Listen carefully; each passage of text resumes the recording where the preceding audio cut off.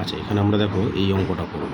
যদি 1 square plus 2 square plus 3 square plus 20 square equal to 1870 হয়, তাহলে 2 square plus 4 square plus 6 square plus 40 square কত হবে?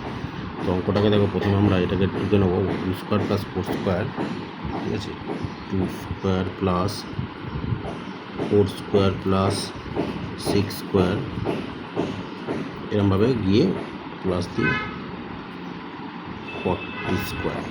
তাহলে 40 স্কোয়ার অবধি আমাদের চেয়েছে। তাহলে এটাকে আমরা কী করতে পারি? দেখো, 2 স্কোয়ারটা কী করতে পারি? 1 ইন্টু 2 এর হোল স্কোয়ার প্লাস 4 স্কোয়ারটা কী করতে পারি? 2 ইন্টু 2 এর হোল স্কোয়ার প্লাস 6টাকে 3 ইন্টু 2 এর হোল স্কোয়ার, এরমভাবে ডট ডট ডট দিয়ে প্লাস দিয়ে কী করতে পারি? 40টাকে করতে পারি 20 ইন্টু 2 এর হোল স্কোয়ার। তাহলে এবার আমরা কী করবো? দেখো, এখান থেকে 1 square into 2 square plus 2 square into 2 square plus 3 square into 2 square plus দিয়ে ডট ডট দিয়ে 20 স্কোয়ার ইন্টু 2 স্কোয়ার।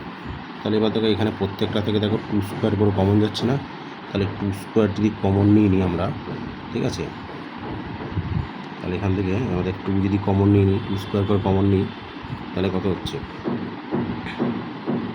2 স্কোয়ার যদি কমন নিই, তাহলে 1 square plus 2 square plus 3 square dot dot দিয়ে প্লাস অবধি, তাহলে 20 স্কোয়ার আসছে না? ঠিক আছে, তাহলে এইভাবে দেখো আমাদের কমন নাম্বার চলে আসছে।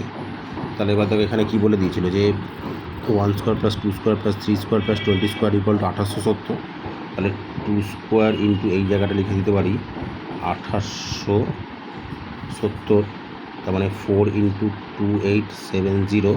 এবার 4 0 0, 4 7 28, 8 হাতে হলো 2, 4 8 32 দিয়ে 34, 4 হলো 3, 4 2 8, 3 11।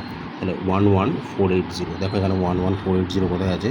এই 11480, ঠিক আছে।